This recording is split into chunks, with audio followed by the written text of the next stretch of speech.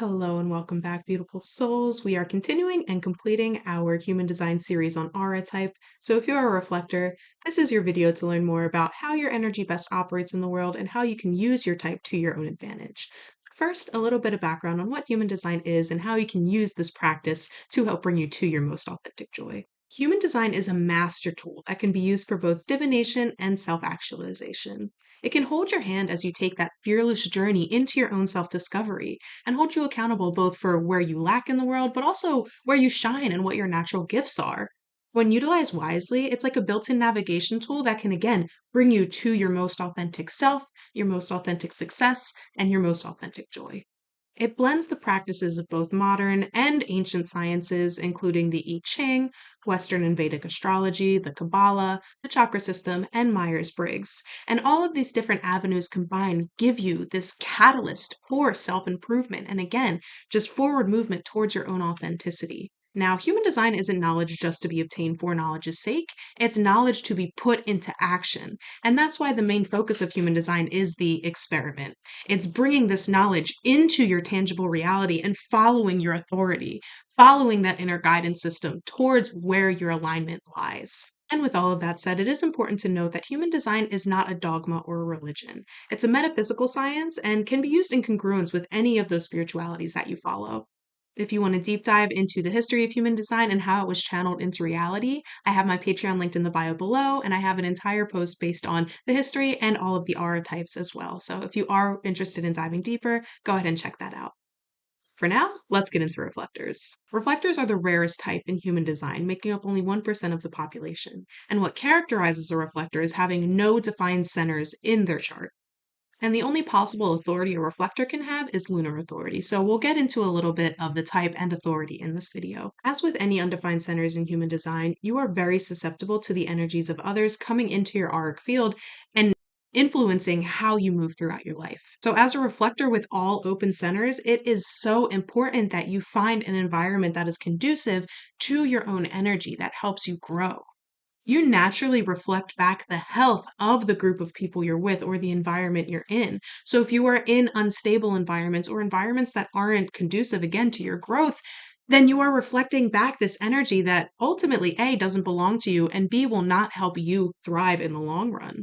A great way for reflectors to kind of gauge where they belong and if an environment is good for them is literally just feeling how they feel in that environment.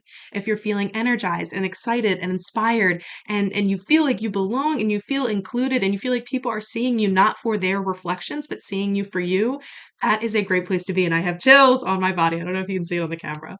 Versus if you're feeling heavy and depleted and like you're dragging your feet. Or especially if you're feeling like you're silent for no reason. You're feeling like you have to be silent in order to stay in the hole. That's a great identifier that you do not belong in that environment and you would do best to kind of go back into your own energy and find a place where you belong. For reflectors, your feelings are the greatest thing that you can grow to understand because your feelings can help guide you to where you truly do belong and where feels like the right place for you to be. Reflectors, you are here to be genuinely authentic in your own right. So it's so important that you find that environment where that authenticity can shine and thrive.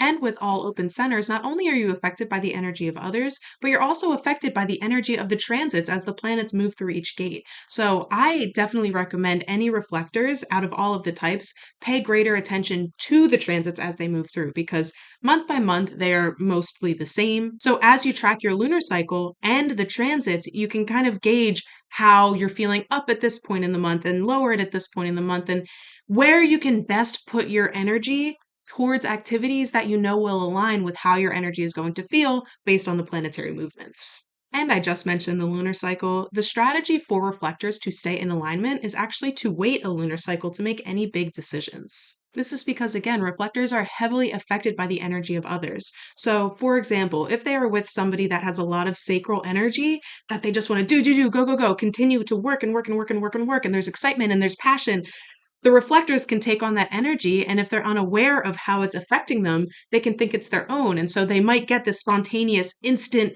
understanding, this spontaneous, instant yes for something, but the yes actually doesn't belong to them. It belongs to the person they're with.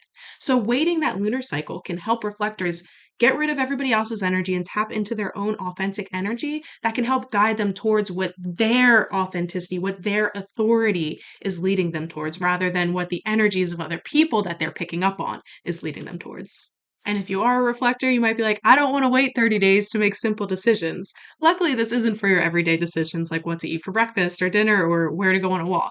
It's more so for decisions that will be life changing and can alter your trajectory. Waiting that lunar cycle, when you learn to love that process for yourself and make it ritualistic, it can seriously help you tap into your own divine sacredness, your own divine energy within, and express that outwardly. It clears out any energies that do not belong to you and help you connect to your full authentic self so you're moving from a place of authenticity. And again, with human design, when you're connected to your authenticity, you're connected to your greatest alignment. However, when you do try to rush decisions or you don't want to wait the lunar cycle or you're just staying in environments that aren't conducive to your own growth and authenticity, then you may start to begin to feel what we call in human design the not self theme, which is what we feel when we're out of alignment. And for reflectors, that's disappointment. And the biggest trigger for disappointment in reflectors is when they stay in environments that they know aren't healthy for them. They may feel they have to conform and morph how they act in order to fit into that environment. And again, like I mentioned earlier, when they're not in a place where they can shine their authentic selves, reflectors are put into a box, and that box does not belong to them. They are supposed to be wide and open and expansive and able to blend and flow with the energies that move through them. So if they find themselves in a group where they are being forced, again, to be quiet or being forced to monitor what they say or what they do or how they act, they can feel that overwhelming sense of disappointment. Because reflectors are here to be their genuine, authentic selves. And when they're not met with that energy where it's welcome and where it's safe to do so, they feel disappointed not only in themselves, but in the world, because they might feel disappointed that they are forced to act a certain way in order to fit in. So they'll get disappointed with themselves. They might feel disappointed with the other because they expect people to act with more grace and more love and more openness and more acceptance. They'll feel disappointed in the world as a whole or their life as a whole because they're not understanding why they can't find the people or environments where it feels safe enough to grow and expand and express themselves the way they feel most internally. Reflectors, when you're in environments that don't let you shine, you put yourself in a hole. So once you start to feel that initial twinge of disappointment, take that as an indicator. Take it as a giant beacon of light that says, this is not meant for you. It's not about you, it's about the environment. So, what can we do to help you bring you back to you? Change the environment. As a reflector, do not be afraid to reject other people because the people you are surrounding yourself with are what dictate how your energy operates day to day. They dictate how you feel about yourself day to day. So don't be afraid to lovingly close the door on one environment because as you close that door, a palace will open up for you as you learn to find where you feel you most authentically belong. And when you do find that space for yourself, you are now tapping into your signature theme. And for reflectors, that is my favorite, surprise and delight. And it's interesting that the not self and the signature themes for reflectors are really based on expectations because you can only be disappointed when you have certain expectations for yourself or for others or for the world. And you can also only be surprised when you have certain expectations for yourself and the others in the world. And that's why I love surprise and delight on this axis of disappointment to surprise and delight, because it really offers the opportunity to believe in miracles, to believe in magic, and to believe in the good that can come to you. So if you did close the door on one environment that was not healthy for you and didn't help you thrive and grow, you took time for yourself to recalibrate your energy, to find your authentic self in your own space once more, and then you emerge out into the world to find the group where you belong, where you feel most valued. You shine your light and you let people find you as you find them as well. And that's part of the fun for reflectors is allowing yourself the experiment, like the experience of meeting others. Because the more people you meet, the more you're able to talk and shine your light authentically, the more you can be surprised by how much you are embraced by those around you. Especially if you're used to being in an environment that is not healthy for you, that's where the surprise and delight can come in. When you finally leave that environment that isn't conducive again to your growth, then you can be surprised by where and how expansive these environments out there can be, how far your reach can stretch, how far your friendships can stretch when you open yourself up to the opportunity to bring more healthy relationships into your life. And that's why for reflectors, it is so important not to internalize how people treat you. Again, with all open centers, you are a wide open page. So people will project their own ideals onto you as well as you are reflecting that outwardly.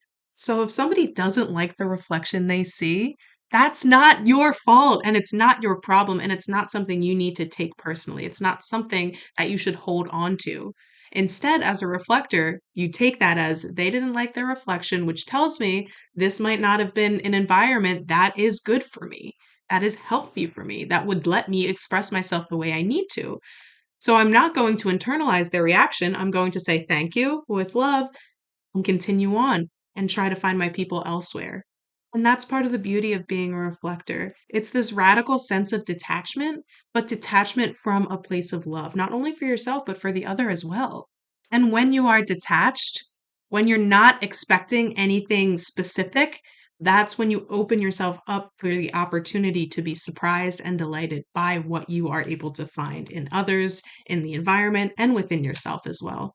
Reflectors, you are meant to be moved by the world around you, and that's in the highs and the lows. And as you allow yourself to be moved by the world, you're also learning how to let the energy of the world move through you. You are truly open channels and reflectors. You stand in your own power when you learn not to identify with what is moving through you. And the more detachment you can have with any emotions or thoughts or feeling, whatever is going through you, the more wisdom that is bestowed upon you. Because with every single thing that moves through you without feeling like you need to grab onto it, you're learning how to differentiate what does belong to you versus what doesn't. You are here to be open to the experience of life. You are here to allow yourself to be seen and to be heard and to shine your light outwardly. Think about the full moon in all of her radiance, how bright she is and how she lights the way when it is her time to shine. And then alternatively, the new moon, it's her time to hide away and be in her own energy and just take time to relax and be with herself. Reflectors, the more you can learn how to ride that wave without intellectualizing or overthinking and becoming, like I mentioned earlier, becoming in love with the process of waiting the lunar cycle, of tapping into these divine energies that move through you every day, of tapping into the planetary energies that move through every day, of recognizing when people are not appreciating their reflection and how it has nothing to do with you. There's so much power in it. There's so much power in understanding that it's just your feelings that can dictate where you belong and where would be best for you. Reflectors, you are glorious and you're beautiful, and you are just some of the most genuine and authentic people on this planet Earth. And our Earth needs you.